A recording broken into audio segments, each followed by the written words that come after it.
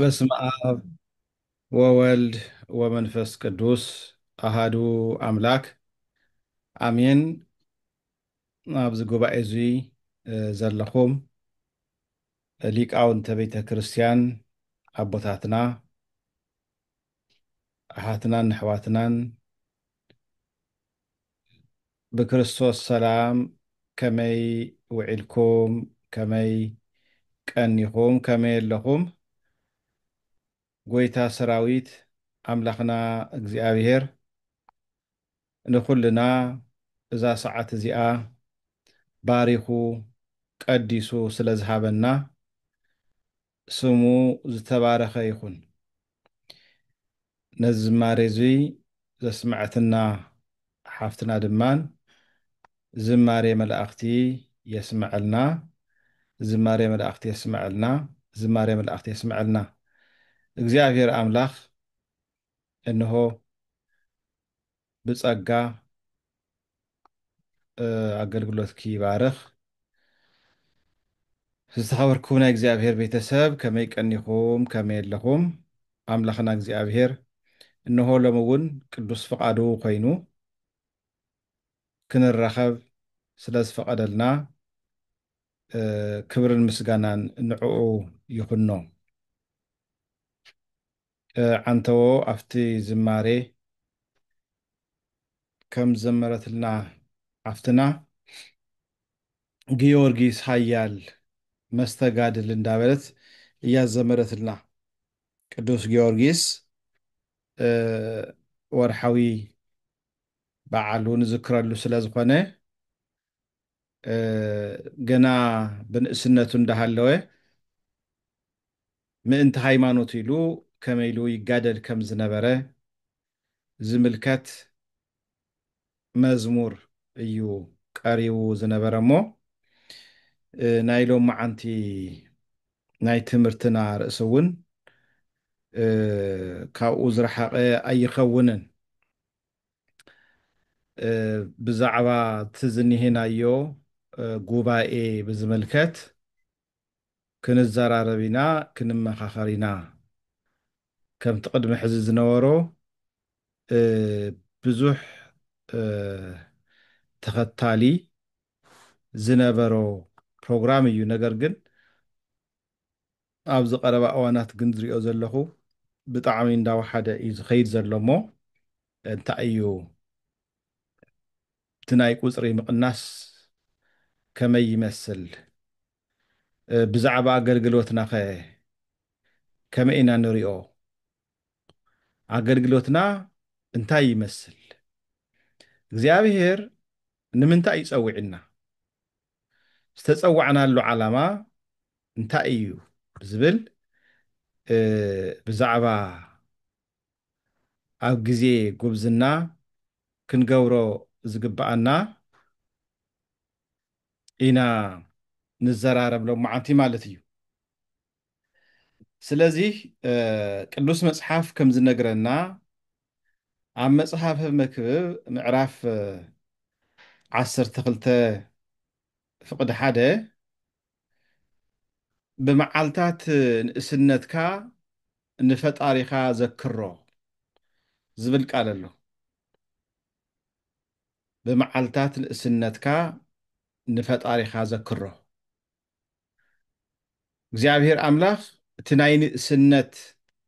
ዘመንና ንኣገልግሎት ንኽነውዕሎ ስለ ዝደሊ እዩ። እግዚአብሔር ንዓና ስለ ዝደልየና እዩ ኩሉ ግዜ ፃውዒት ዘቕርበልና ማለት እዩ። ስለዚ ንእስነትና ብምንታይ ኢና ነሕልፎ ዘለና? ጊዜና ብምንታይ ኢና ነሕልፎ ዘለና? ቃል ኣምላኽ ብምፍላጥ ብምምሃር ድዩ ነሕልፎ ዘለና ወይስ ብዝኾነን ዘይኮነን ኢና እቲ ግዜና ነሕልፎ? ስለዚ እግዚአብሔር ኣምላኽ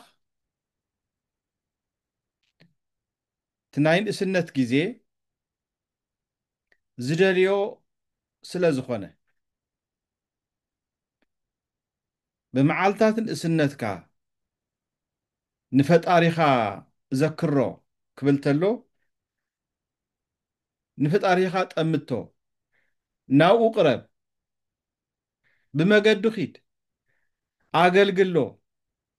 ንዑ ዝግባእ ክብሪ ሃቦ ኣምልኽኮ ዝብል እዩ ዝነግረና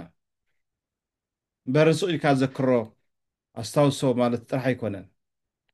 ክትገብሮ ዝግባእካ ምክንያቱም ኣብቲ ናይ ንእስነት ግዜ ጉልበት ኣሎ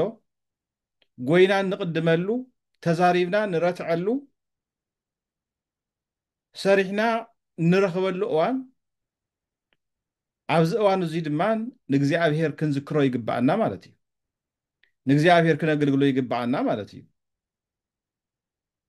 ክፉእ መዓልትታት ከይመፀ ባህ ይብለንን እትብለሉ ዓመታት ከዓ ከይቀረበን ከሎ ብመዓልትታት ንእስነትካ ንፈጣሪኻ ዘክሮ ፀሓይን ብርሃንን ወርሕን ከዋኽብትን ከይፀልመቱ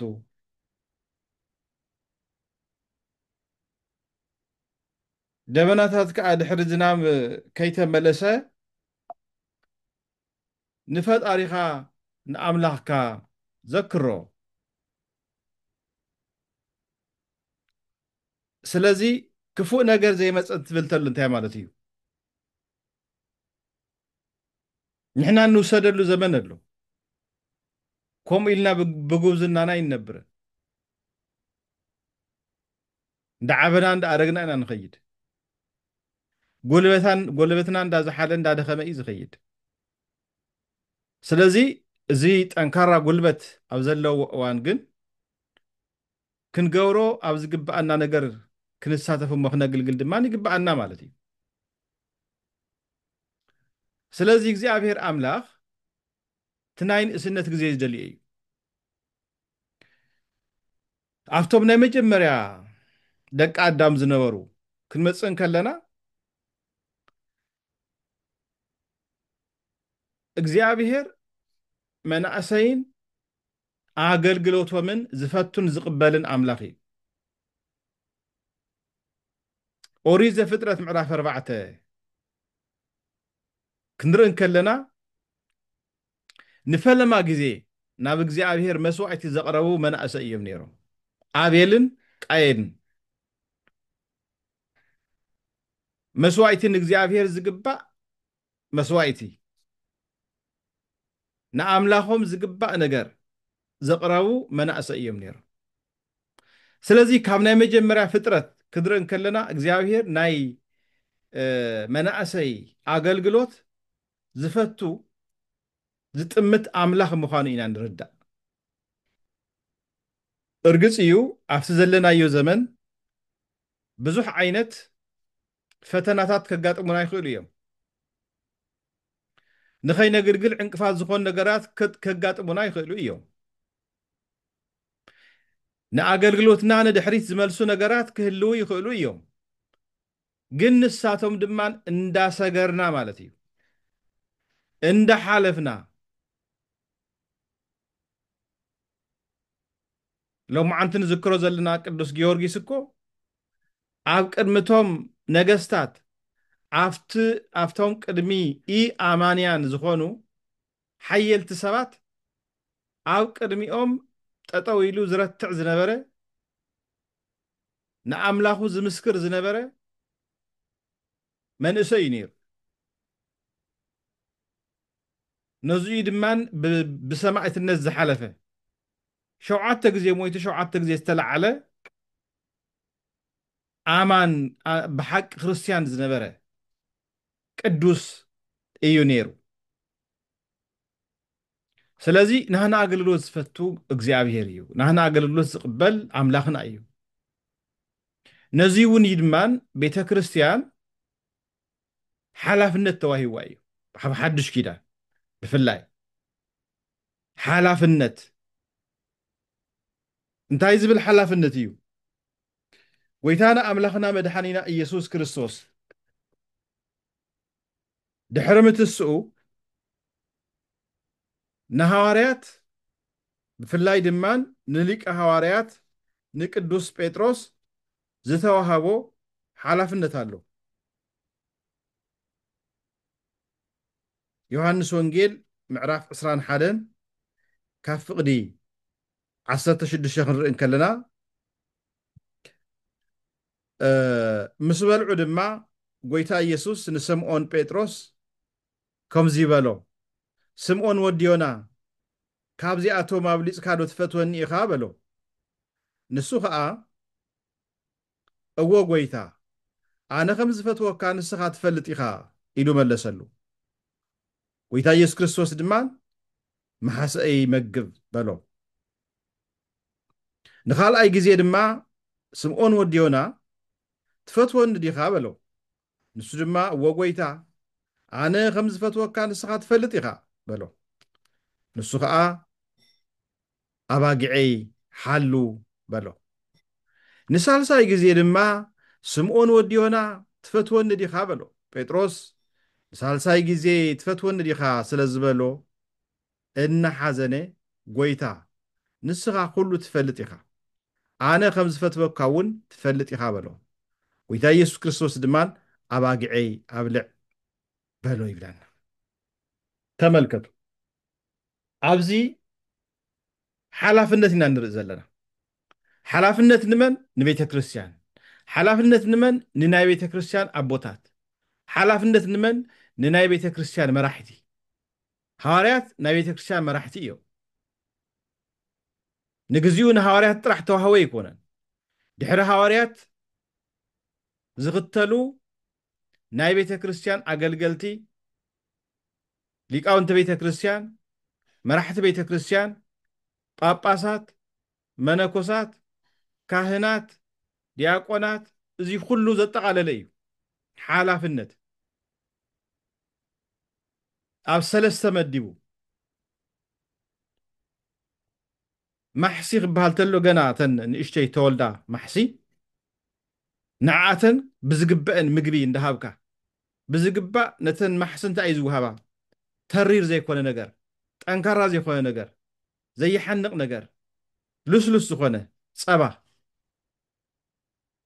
ካብኡ ድማን ማእኸላውያት ኣለዎ ኣገልግላት ኣባጊዒ ብሳልሳይ ደረጃ ድማን ኣብ ዕብየት ደረጃ ንዘለዉ ንዓበይቲ ኣዳልቲ ንብሎም ማለት እዩ ንዓቶም ዝግባእ ድማን ምግብ ኣሎ ንዓቶም ዝግባእ ድማን ቃል ኣምላኽ ኣሎ ስለዚ ቤተ ክርስቲያን ተሓላፍነት ተዋህባ እንታይ እዩ ንናይ ቤተ ክርስቲያን መራሕቲ ተዋህበና ሓላፍነት እንታይ እዩ ነቶም ምእመናት ናይ ምጉሳይ ኣብ ንእስነት ግዜ ኣብ ማእከላዊነት ግዜ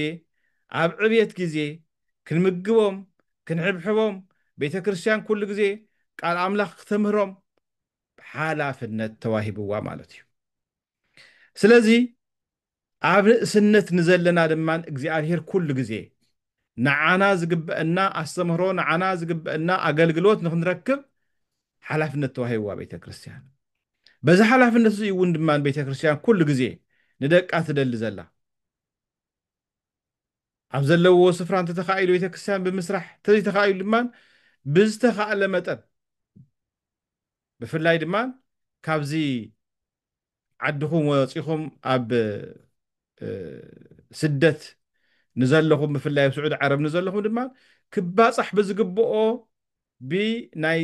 ሶሻል ሚድያ ወይ ድማ ብናይ ቨርቹዋል ዝኾነ ኣስተምህሮ ንምሃብ ድማን ተሊማ ቤተ ክርስቲያን ኦልሞስት ድሕሪ ኮቪድ ብዙሕ ዓመት ጌርና ኣለና ሓቢርና ስለዚ ኩል ግዜ ትዕብየትና እንታይ እዩ ዝመስል ንዓብድና ዘለና ወይስ ኣብ ዘለና ኢና ዘለና ወይስ እንድሕሪት ኢና ንምለስ ዘለና ሓደ ነገር ክህሉ ኣለዎ መቸም ስለዚ እቲ እምነትና ጠንቂቕና ንፈልጦ ኣለና ዲና ሓንሳብ እኮ ናይ ቤተ ክርስቲያን ድምፂ ዘይኮነ ናይ ቤተ ክርስቲያን ሓላፍነት ብዘይብሎም ወይ ድማ ቤተ ክርስቲያን ብዘይለኣኸቶም ዝተፈላለዩ ወገናት ዝመሓለፍ ትምህርቲ ኣሎ ስለዚ እቲ ንምሃሮ ትምህርቲ ብሓቂ እታ ቤተ ክርስቲያን ተምህሮ ትምህርቲ ድያ ኢልኩም ክደንብ ጌርኩም ክተስተውዕሉ ይግባእ ማለት እዩ ቤተ ክርስቲያን ደቃ እንታይ ዓይነት ትምህርቲ ከተምህር ከም ዘለዋ ብደንብ ተቐሪፁ ተቐሚጡ እዩ ናይ ዓርሶም ኣጀንዳ ቀሪፆም ዝኸዱ እንተሃልዮም ድማን በትመሃርዎ ዘለኹም ትምህርቲ ክትመምይዎ ይግባእ ስለዚ እዚ ጉባኤ ኩሉ ግዜ ክዕምብብ ኩሉ ግዜ ክዓቢ ኩሉ ግዜ ክበዝሕ እምበረን ንድሕሪት ንክምለስ ድማ ኣየድልን እዩ ስለዚ እቲ ነገልግሎ ኣገልግሎት ክንፈልጦ ይግባእ እቲ እንህቦ ወይ ድማ ናብ ኣምላኽና ንገብሮ ኣገልግሎት ክርዳእና ይግባእ ማለት እዩ እግዚኣብሔር ካብ ማህፀን ጀሚሩ ዝሕልወና ኣምላኽ እዩ ትንቢት ኤርምያስ ምዕራፍ 1 ቁፅሪ 5 ካብ ከርሰዲኻ ካሃነፅኩኻ ፈለጥኩኻ ካብ ማህፀን ከይወፃኻ ከዓ ቀደስኩኻ ንኣህዛብ ነብይ ክትከውን ድማን መደብኩኻ ይብል ስለዚ ካብ ማህፀን ጀሚሩ ዝሕልወና ኣምላኽ እዩ ካብ ማህፀን ጀሚሩ ንዓና ዝግበአና ነገር ዝገብረልና ኣምላኽ እዩ እቲ ካብ ማህፀን ጀሚሩ ዝሓለወና ኣምላኽ ኩሉ ግዜ ንሕና ድማ ኣብ ሂወትና ውሽጢ ክነግልግሎ ይግባአና ማለት እዩ ናብኡ ክንጥምት ይግባአና ማለት እዩ ብግዜ ንእስነቶም ብዙሕ ኣገልግሎት ዝሃቡ ብዙሕ ንቤተ ክርስቲያን ኣስተዋፅኦ ዝገበሩ ኣለው መጽሓፍ ቅዱስ ብደንብ ጌርና ክንሪኦ ከለና እነ ሳሙኤል ገና ኣብ ቤተ መቅደስ እንዳሃለው ናይ መጽዓ ቆልዓ ስለ ዝኾነ ኣብ ቤተ መቅደስ እዩ ዓብዩ እግዚኣብሔር ኩሉ ግዜ ካብ ንእስነቱ ጀሚሩ እንዳገልገለ ዝዓበየ እዩ ሳሙኤል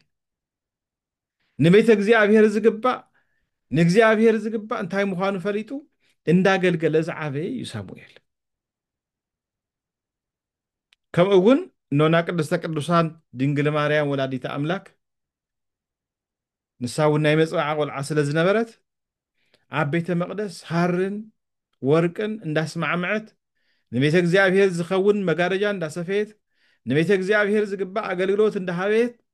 ቃል ኣምላኽ እንዳንበበት ዝዓበየት እኖና ድንግል ማርያም እያ ነይራ ገና ብዕሸል ጊዜኣ ማለት እዩ እነ ቅዱስ ቂርቆስ ካብ ህፃንነቶም ጀሚሮም ንንኡ ሰማዕትነት ንክትቅበል ዝመርሓ ዝነበረ ቅዱስ ቂርቆስ እዩ እነይ ትፍርሒ እቲ ዝኒሄ እቶኑ እሳት እቲ ዝኒሄ ሓዊ እቲ ዝኒሄ ዝገረረ ማይ ክሓልፍ እዩ ነገር ግን ካሊእ ንሕና ሰማዕትነት ምስ ተቐበልና ድማን ሰማያዊ ክብሪ ክንቅበል ኢና እንዳበለ ገና ካብ ንእስነቱ ጀሚሩ ዓዲኡ ናብ ሰማዕትነት ዘብቅዓ ቅዱስ ቂርቆስ እዩ እቶም ሰለስተ መናእሰያት ቅዱስ ገብርኤል ብኣማላጅነቱ ዘድሓኖም መናእሰይ እዮም ግን ንእግዚኣብሔር ዘገልግሉ እግዚአብሔር ፀውዖም بمجد እግዚአብሔር ዝኸዱ መናእሰይ ነይሮም ንሕና ነትንብሎ ዘለኻ ጣዖት ኣይነምልኽን ኢና ንሕና ነትንብሎ ዘለና ዘና ዘለኻ ትእዛዝ ኣይንቕበልን ኢና ምድራውያን ናይ ምድራዊ ንጉስ ናይ ምድራዊ ሓይሊ ንሕና ኣይንእዘዝን ኢና ነገር ግን ዝእዝዘና ካሊእ ሓይሊ ኣሎ ዝእዝዘና እቲ ሰማይን ምድርን ዝፈጠረ ኣምላኽ ንሱ እዩ ንዑ ክነምልኽ ይግባአና ናበክሮኖጾር ንዑና ነምልኽ ንስኻ ትብሎ ኣዋጅ ግን ኣይንሰምዕን ኢና ንስኻ ትብሎ ቃል ግን ኣይንሰምዕን ኢና ንሕና ንሰምዕ ነቲ ሰማያዊ ፈጣሪ እዩ ስለዚ ኣምላኽና እግዚአብሔር ካብቲ ዝነድድ ዘሎ እቶን እሳት ከድሕነና እዩ ዋላ እኳ እንተዘየድሐነና ተመልከቱ ዋላ እኳ ካብቲ ዝኒሄ ሓዊ ዋላ እኳ ካብቲ ዝኒሄ ጓህሪ ዋላ እኳ ካብቲ ዝኒሄ ዝገረረ ማይ ተዘየድሐነና ንስኻ ንዘቆምካዮ ጣዖት ኣይንሰግድን ኢና ኢሎም እቲ ናይ ንእስነት ሂወቶም ንእግዚአብሔር ኣምልኮ ኣውዒሎም ኣብ ቅድሚ ኣላውያን ነገስታት እንሆ ናይ ኣምላኾም ቃል ሰቢኾም ኣስተምሂሮም ዝሓለፉ መናእሰይ እዮም ነይሮም ከምኣቶም ክንከውን እዩ ዝግባአና ንሕና እውን ኣብ ዘለናዮ ስፍራ ኣብ ዘለናዮ ቦታ ብዙሕ ዓይነት ፈተና ብዙሕ ዓይነት ፀገም ብዙሕ ዓይነት ሽግር ከጋጥመና ይኽእል ነገር ግን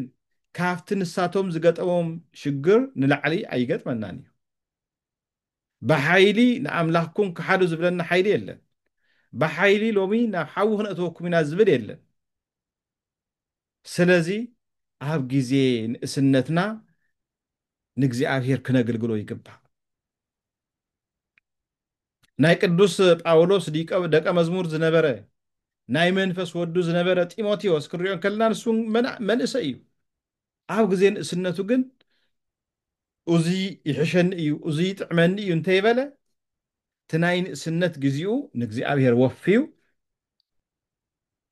ዝኸደ ንእግዚኣብሔር ዘገልገለ ዓብይ ሓዋርያ እዩ ነይሩ። ስለዚ ካብ ንእስነትና ጀሚሩ ንዝሓለወና ኣምላኽ ካብ ንእስነትና ጀሚሩ ንዝሓብሕበና ኣምላኽ ኩሉ ግዜ ክነግልግሎ ይግባአና። ኩሉ ግዜ ንዕኡ ዝወሃብ ክብሪ ክንህቦ ይግባእ። ካሊእ ኮይ ተባሃልናን እቲ እንሰርሖ ስራሕ እንዳሰራሕና እቲ ኣብ ዓለም እንዳሃለና ናይ ዓለም ግብርና እንዳገበርና ነገር ግን እነግልግለሉ ግዜ ግን ንዕኡ ክንምድብ ይግባአና ማለት እዩ። ንዕኡ ዝኸውን ግዜ ግን ክንፈሊ ይግባአና ማለት እዩ። እምበርን ስራሕኩም ገዲፍኩም ናብራኩም ገዲፍኩም ናብ ገዳም ውፅኡ ይተባሃልና። ኩሉ ነገር ገዲፍኩም ከም ሃዋርያት ኪዶ ይተባሃልና። እቲ እንሰርሖ ስራሕ እንዳሰራሕና እቲ እንመሃሮ ትምህርቲ እንዳተማሃርና እቲ ናብራና እንዳገበርና ነገር ግን ንእግዚኣብሔር ዝኾነ ግዜ ድማ መዲብና ንዕኡ ዝኸውን ዝግባአና ክንህብ ይግባአና ማለት እዩ። ስለዚ ግዜ ንእስነት ኩል ግዜ ናይ ጎይታና ኢየሱስ ክርስቶስ ኣምላኽነት ናይ ሃይማኖትና ምንነት ክንፈልጥ ይግባአና። ቅዱስ ዳዊት ኣብ መዝሙረ ዳዊት መዝሙር 71 ቁፅሪ 4 ከምዚ ዝብል ቃል ኣሎ። ዎ እግዚኣብሔር ኣምላኽ ተስፋይን ካብ ንእስነተ ጀሚርካ እምነተይን ንስኻ ኢኻ። ንስኻ ኢኻ ተስፋ ንዓኻ እየ ዘትስፉ ንዓኻ እየ ዝኣምን ኣባኻ እየ ዝድገፍ ካብ ከርሲ ወላዲተይ ጀሚረ ብኣኻ ተደገፍኩ ይብል። ካብ ማህፀን ወላዲተይ ዝፈለኸን ንስኻ ኢኻ። ምስጋናይ ኩሉ ግዜ ንመን እዩ? ንዓኻ እዩ። ተመልከቱ፣ ካብ ህፃንነት ጀሚሩ ዝሓለወ ኣብ ኣዴና ማህፀን እንዳሃለና ምንም ዘይንፈልጥ እንዳሃለና ምንም ነገር ዘይርድአና እንዳሃለወ ግን ንሱ ብመለኮታዊ ጥበቡ ዝሓለወና ኣምላኽና እግዚኣብሔር እዩ። እስኪ ሕሰብዎ ኣብ ኣዴና ማህፀን ኮይና እንታይ የድልየና እንታይ ኢና ንበልዕ እንታይ ኢና ንሰቲልና ዘይተጨነቕና ነገር ግን እግዚኣብሔር ብጥበቡ ታኖ ብዝበልዐቶ ምግቢ ንዑድን ንዑነት ህፃን ዝኸውን ድማ ተፃረየ ምግቢ እግዚኣብሔር ኣዳልዩ። በቃ እዚ ኩሉ ዝገበረ ኣምላኽ እግዚኣብሔር እዩ። ነዚ ኩሉ ንዝገበረ ድማ ኩሉ ግዜ ክነምስግኖ ይግባአና ማለት እዩ። ነዚ እዩ እኮ ወለድና ኩሉ ግዜ ካብ ህፃንነት ጀሚሮም ናብ ቤተ ክርስቲያን ዝወስዱና፣ ካብ ንእስነት ጀሚሮም ናብ ቤተ እግዚኣብሔር ይመርሑና። እንታይ ንክንገብር? ቃል ኣምላኽ ንክንመሃር ንኣምላኽና ንክነግልግል። ሓደ ግዜ ኣብ ማቴዎስ ወንጌል ምዕራፍ 19 ከም እንሪኦ ወለዲ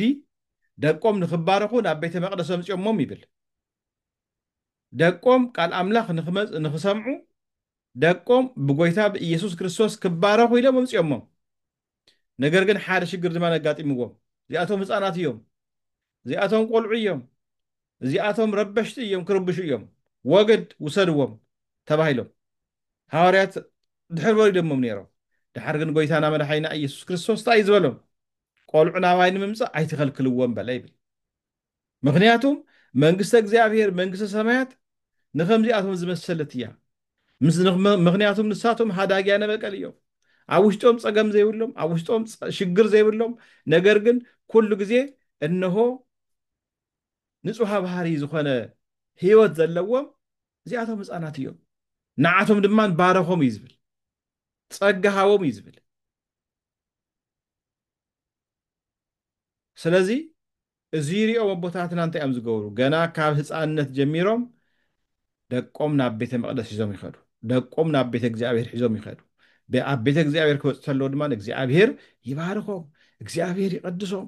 ስለዚ ኣብ ቤተ መቅደስ ዝዓበየ ቆልዓ ድማ ኩሉ ግዜ ዓንደበቱ ዝተገርሐ እዩ ዝኸውን ዝተኣረመ እዩ ዝኸውን ዝዛረቦ ነገር ኩሉ ሰናይ ዝኾነ ንሰብ ዘይቅይም እዩ ዝኸውን ስለዚ ካብ ህፃንነት ጀሚርና ክንዓብየላ ዝግባእ ቤተ መቅደስ እያ ቤተ እግዚአብሔር እያ ኩል ግዜ ድማ ቃል ኣምላኽ ብምስማዕ ኩል ግዜ ድማ ቃል ኣምላኽ ብምምሃር ማለት እዩ እዚ ዝኣዘዘና ጎይታና ኣምላኽና መድሓኒና ኢየሱስ ክርስቶስ ስለዚ ካብ ህፃንነት ጀሚርና ኣብ ቤተ እግዚአብሔር ክንዓብን ከለና ሂወትና ኩሉ ተስተኻኸለ እዩ ዝኸውን ዓንደበትና ኩሉ ዝተገርሐ እዩ ዝኸውን ክፉእ ቃል ካብ ኣፍና ይወፅእ ሓና መሳሙኤል ከምኡ እያ ትብል እይፃእ ዓብይ ነገር ኣፉክሙ ካብ ኣፍኩም ክፉእ ዝኾነ ፀያፍ ዝኾነ ሰብ ዘቕይም ብእግዚአብሔር ኣርአያን ኣምሳልን ተፈጥረ ሰብ ዘቕይም ነገር ኣይውፃእ ስለዚ ኣብ ቤተ መቅደስ ዝዓበየ ቤተ እግዚአብሔር ዝዓበየ ድማ ኩል ግዜ ፈሪሃ እግዚአብሔር ይሓድሮ ንእስራኤላውያን ከምዚ ተባሂልዎም ነይሩ ኣብ ኦሪት ዘዳግም ምዕራፍ 6 ካብ ፍቕዲ ሓደ ጀሚርኩም ክተንብቦ ተለኹም ወእስራኤል ስማዕ ስማዕ እስራኤል ኣነ ኣምላኽካ እግዚአብሔር ሓደ ኣምላኽ እየ ንኣምላኽካ ንእግዚአብሔር ብፍጹም ሓይልኻ ብፍጹም ነፍስኻ ፍተዎ ከምኡ ድማ ንስኻን ወድኻን ደቂ ደቅኻን ምሉእ ዕድሜኻ ንእግዚአብሔር ኣምላኽካ ምእንቲ ክትፈርሕ ዕድሜኻ ምእንቲ ክነውሕ ኣነ እዘካ ኣለኹ ትእዛዛት ኩሉ ሓሉ ኣነ ሎሚ ዝእዘካ ዘለኹ ትእዛዝ ኣብ ልብኻ ይኹን ኣብ ልብኻ ሓዞ ንደቅኻ መሃሮም እግዚአብሔር ኣምላኽ ሓደ ኣምላኽ እዩ ዝብል እግዚአብሔር ኣምላኽ ፈጣሪ ዓለማት ኣምፃኢ ዓለማት እዩ ዝብል ንደቅኻ መሃሮም ቃል ኣምላኽ ኩሉ ግዜ መሃሮም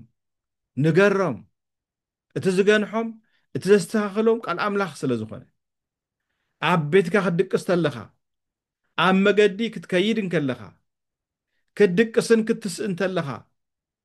ብቃል ኣምላኽ ተዛረብ ብቃል ኣምላኽ ከምኡ እውን ንምልክት ኣብ ኢድካ እሰሮ ኣብ መንጎ ዓይንትኻ እውን ከም ክታብ ኮይኑ ይኹን ይሓዞ እዚ ቃል እዙይ እቲ ሓደ ኣምላኽ ዝብል ብዛዕባ ነገር እግዚአብሔር ንደቅኻ መሃሮም እዙይ ነጊሩና ስለዚ ካብ ቤተሰብ ጀሚሩ እንዳተምሃሩ ክመፁ እንተለዉ ቃል ኣምላኽ ኣብ ገዝኦም ኣብ ቤተ እግዚአብሔር ክኸተለዉ ድማ ቃል ኣምላኽ ክመሃሩ ከለዉ እዞም ብዕሸልነት ዘለዉ ህፃናት ቃል ኣምላኽ እንዳፈለጡ ይዓብዩ ሂወቶም ኩሉ እናተስተኻኸለ ይኸይድ ስለዚ ብንእስነትካ ግዜ ንእግዚአብሔር ዘክሮ ክብል ተሎ ነገር እግዚአብሔር ፍለጥ ቃል ኣምላኽ ተምሃር ምስ እግዚአብሔር ንበር ሂወትካ ኩሉ ንዑ ሃቦ ንሱ ሂወትካ ኩሉ ዘስተኻኽል ስለ ዝኾነ ንሱ ኩሉ ዘመዓራሪ ስለ ዝኾነ ናህና ሂወት ዝተስተኻኸለ ንክኸውን ዝገብር ኣምላኽ ስለ ዝኾነ እዚ ግበር ወለድና ኩል ግዜ ብፍላይ ዓድና ብፍላይ ድማ ኣዴታት ቃል ኣምላኽ ኣብ ምምሃር ቃል ኣምላኽ ንደቅን ኣብ ምትሕልላፍ ዓብይ ግደ ኣለወን ዓብይ ግደ ኣለወን ደቀን ሒዘን ናብ ቤተ እግዚአብሔር ዝኸዳ ደቀን ሒዘን ናብ ናይ ቤተ ክርስቲያን መምህራን እየን ሒዘን ዝኸዳ ትጣዕሙ ስለ ዝፈልጦ እቲ ውፅኢቱ ስለ ዝፈልጦ ትቆልዓ ንሱ ቃል ኣምላኽ እንድሕር ፈሊጡ ኩሉ ነገር ክሳኸዐሉ ኢለን ስለ ዝኣምና ምክንያቱም ናይ ነገር ኩሉ ከስተኻኸል ዝኽእል እግዚአብሔር ስለ ዝኾነ ኣካይደና ከስተኻኸል ዝኽእል እግዚአብሔር ስለ ዝኾነ ካብ ኩሉ ቅድሚት ክንሕዞ ዘለና እግዚአብሔር ስለ ዝኾነ እግዚአብሔር ዝሓዘ የትም ቦታ ከይዱ ወዲቑ ከም ዘይወድቕ ስለ ዝፈልጣ ማለት እዩ ናብ ቤተ እግዚኣብሔር ይወስዳና ናብ ሊቃውንተ ቤተ ክርስቲያን ይወስዳና ናብ ናይ ቤተ ክርስቲያን መራሕቲ ከይደን ይወስዳና ኣብኡ ድማ እንዳተምሃርና ንዓቢ ማለት እዩ ስለዚ እቲ ዋና መሰረት ብቓል ኣምላኽ ኮይኑ ኣሎ ማለት እዩ ብድሕሪኡ ዘሎ ናይ ዓለም ትምህርቲ ምፃእ ናይ ኣስኳላ ትምህርቲ ምፃእ ካሊእ ምፃእ ዝቆልዓ እዚ ካብ ህፃንነት ጀሚሩ ዝፈለጡ ኣምላኽ ስለ ዘለዎ እግዚኣብሔር ይክሕድን ብመገዲ እግዚኣብሔር ዝኸይድ ብፈቓድ ኣምላኽ እዩ ዝኸይድ ዋላ እኳ ተጋገየ ብንሳ እዩ ዝምለስ እዙይ ንክኸውን እዩ ቤተክርስትያን ተምህረና እዙይ ንክኸውን እዩ ወለድና ዘምህሩና ማለት እዩ ስለዚ ኣብ ካልኣይ ጢሞቴዎስ ምዕራፍ 1 ክንርኢ ከለና ቅዱስ ጳውሎስ ንጢሞቴዎስ ክነግሮ እንከሎ እቲ ናትካ እምነት ሲ ተብ ውሽጢኻ ዘሎ እምነት ዘምሃረትካ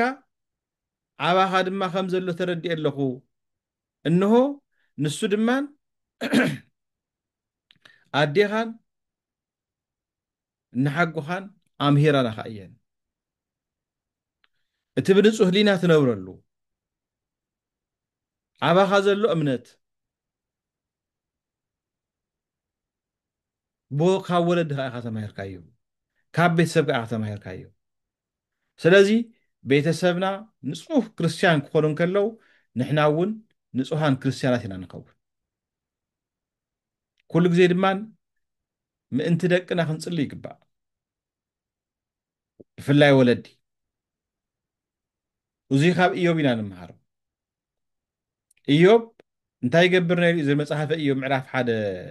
ፍቅዲ 5 እቶም ደቁ ክእከቡ እንተለው እቶም ደቁ ተኣኪቦም ድግስ ክገብሩ ከለው ኩሉ ግዜ በብሕድሕዲኦም ቁፅሪ መስዋዕት እግዚኣብሔር ይቐርብ ነይሩ ናብ እግዚኣብሔር ዝግባእ መስዋዕት የቕርብ ነይሩ ይብለና እተን ንምሳሕ ዝእከቡለን መዓልታት ምስ ሓለፈ ከዓ ኢዮብ ሊኢኹ ይቅድሶም ነበረ ኣንጊሁ ተሲኡ ድማ ብቁፅሪ ነፍሲ ወከፍ መስዋዕቲ ምሕራር ይዕርግ ነበረ ይብለና ተመልከቱ ምእንተ ደቁ እግዚኣብሔር ንክሕልዎም እግዚኣብሔር እንሆ ንኸየቕይሙ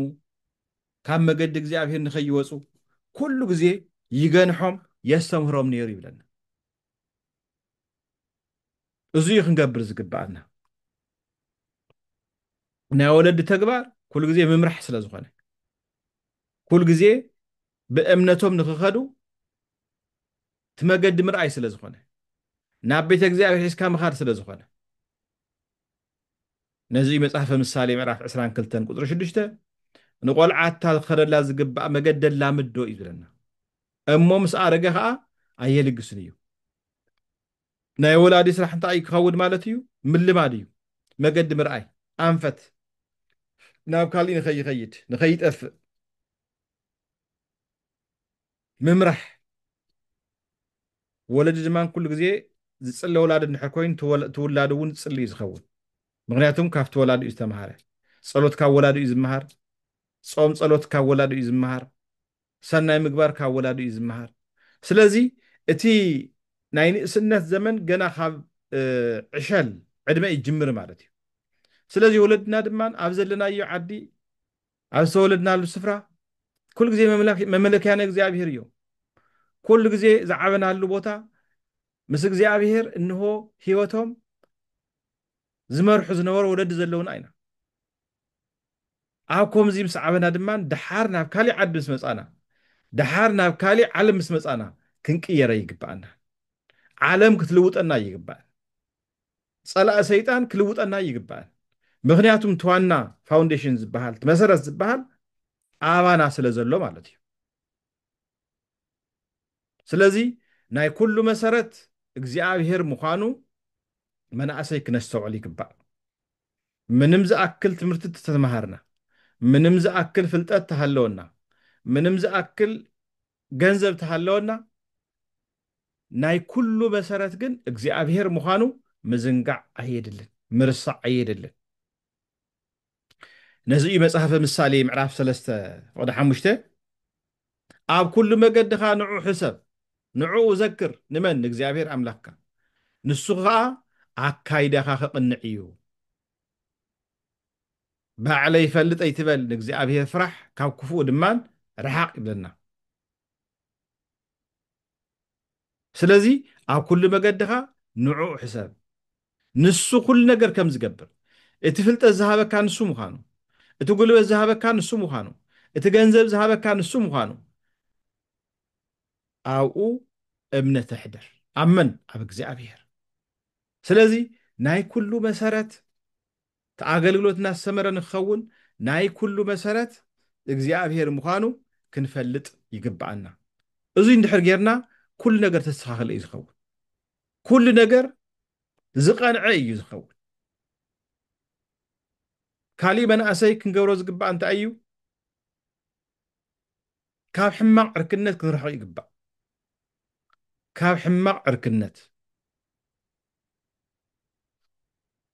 እንታይ ማለት እዩ ካብ ሕማቕ ዕርክነት ማለት ቀዳማይ ቆሮንቶስ ምዕራፍ 15 ቁፅሪ 33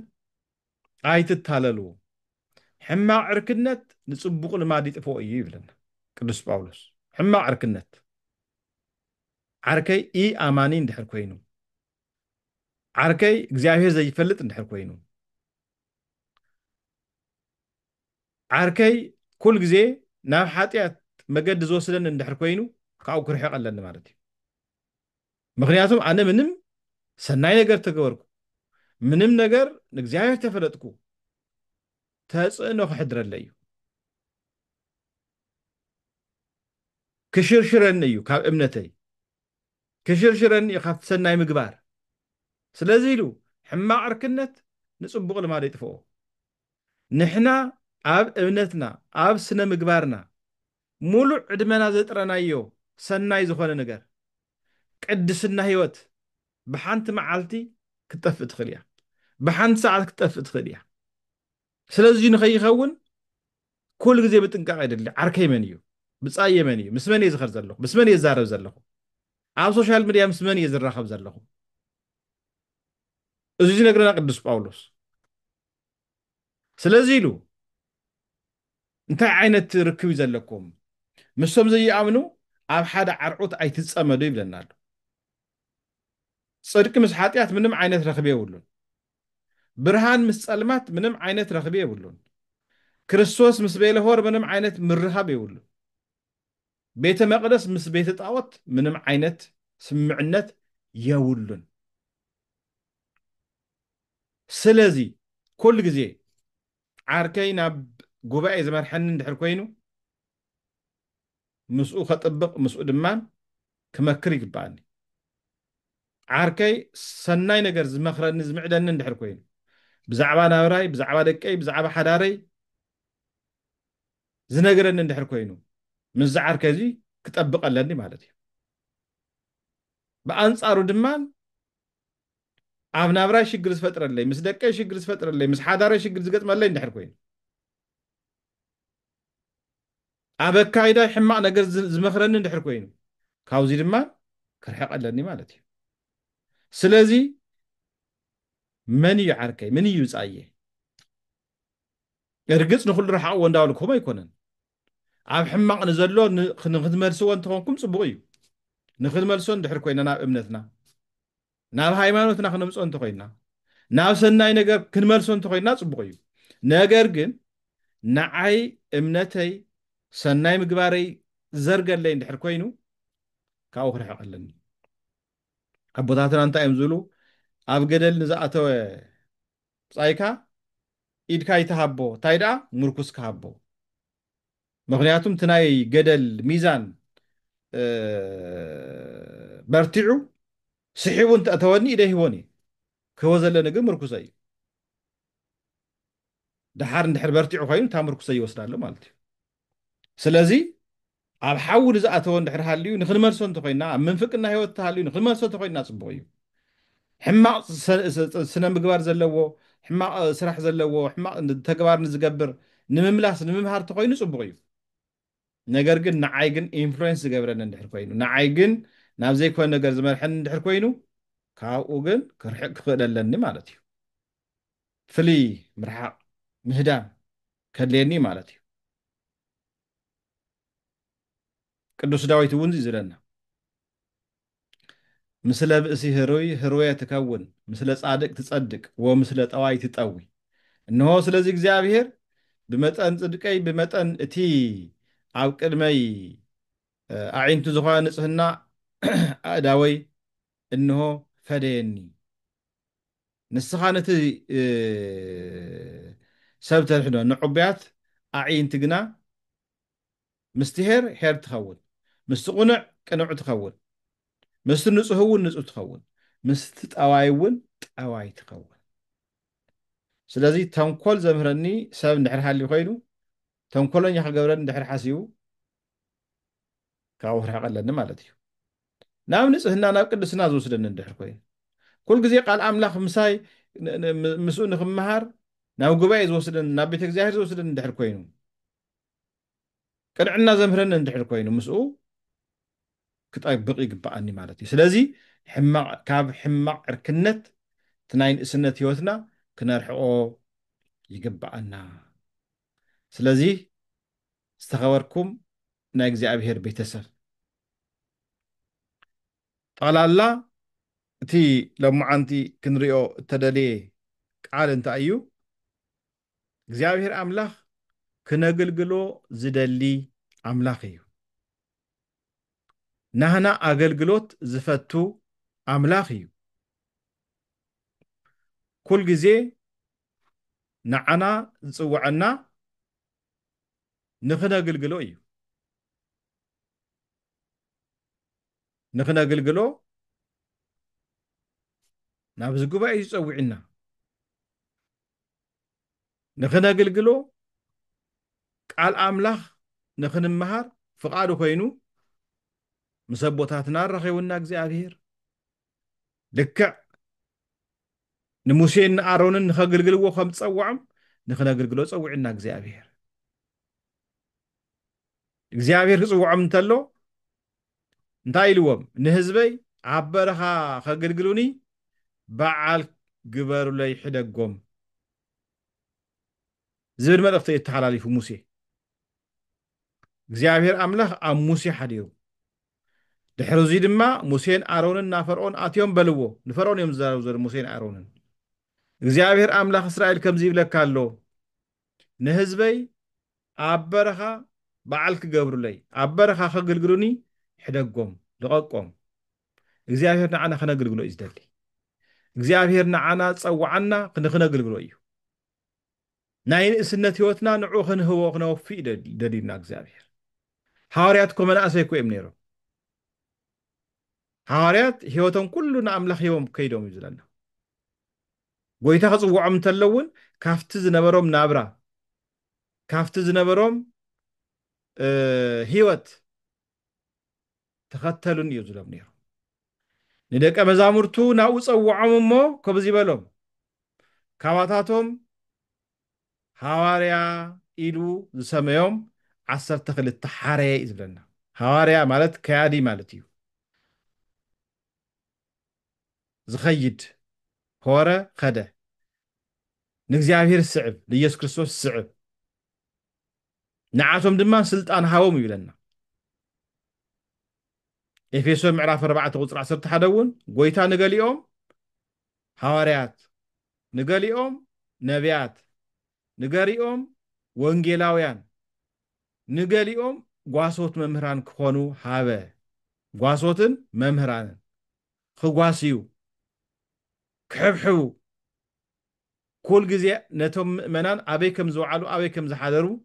ክከታተሉ መምህራን ወንጌል ከስፋሕፍሑ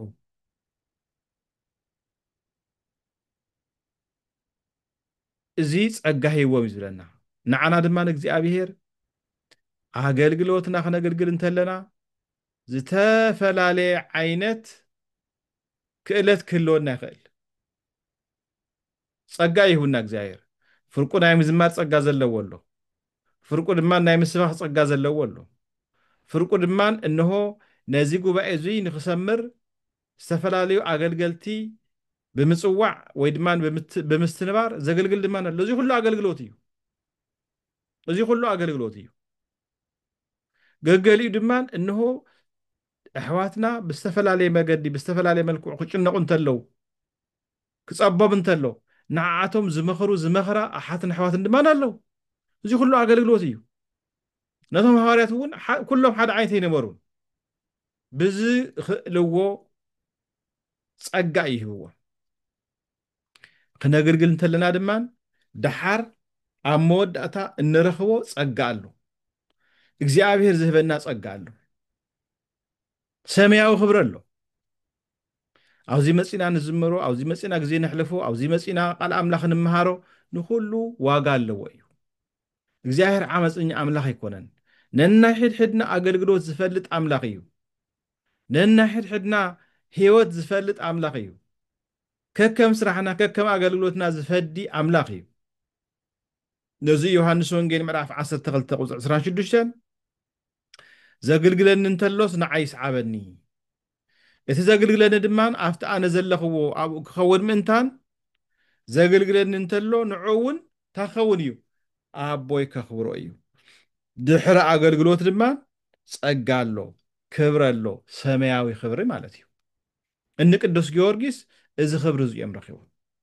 እዚ ሰማዕትነት እዚኡ ረኺቦም እዚ ናይ ሰማዕትነት ኣክሊል እዮም ተዓዊቶም ቅዱሳን ሃዋርያት ብምልኦም ማለት እዩ ስለዚ ዝተኸበርኩም ናይ እግዚኣብሔር ቤተሰብ ንሕና እውን እግዚኣብሔር በቲ ዘለና ዓቕሚ በቲ ዘለና በቲ ዝተዋህበና ጸጋ ንኽነገልግሎ እግዚኣብሔር ፀዊዕና ኣሎ ስለዚ እግዚኣብሔር ከም ፀውዐና ኩሉ ግዜ ድማን ኣብዚ ጉባኤ እዚ እንዳኣተና ኣብዚ ናይ እግዚኣብሔር ቃል ዝመሓላለፈሉ ኣቦታትና ኣብ ዝርከብሉ ጉባኤ እንዳኣተና ንኽንመሃር ቃል ኣምላኽ ንኽንሰምዕ ህይወትና ንኽትልምልም ካብ ናይ ተስፋ ምቁራፅ ዓለም ንኽንወፅእ ካብ ናይ ሰይጣን ፈተና ክንርሕቕ ካብ ናይ ዓለም ፈተና ንኽንርሕቕ ኩል ግዜ ቃል ኣምላኽ ክንመሃር ክንፈልጥ ክንሰምዕ ይግባአና ኣምላኽና እግዚኣብሔር እንሆ ናይ ንእስነትካ ግዜ ብመዓልታት ንእስነትካ ፈጣሪኻ ዘክር ፈጣሪኻ ሕሰብ ንፈጣሪኻ ኣገልግል ከም ዝበለና ንሕና ድማን እንሆ ግዜ ንእስነትና ንእግዚኣብሔር ይህብና ኩል ግዜ ኣብ ቅድሚ እግዚኣብሔር እንዳመፃና ክነግልግል ክንዝምር ቃሉ ክንሰምዕ ብመገዱ ንኽንከይድ ናይ ኣምላኽና ቅዱስ ፍቓድ ይኹነልና ዘምሃረና ዝመዓለና ናይ ቦታትና ኣምላኽ ሽሙ ዝተባረኸ ይኹን ወስብሃት ለእግዚኣብሔር ወለወላዲቱ ድንግል ወለመስቀሉ ክቡር ይጽንሐልና እግዚአብሔር ኣምላኽ ስለ ዘምሃረና ስለ ዝገሰጸናን ክብርን ምስጋናን ኣምላኽና ንእግዚአብሔር ይኹን ይቕንየለይ አሜን ቃል ህይወት ይስማዕልና ብሓቂ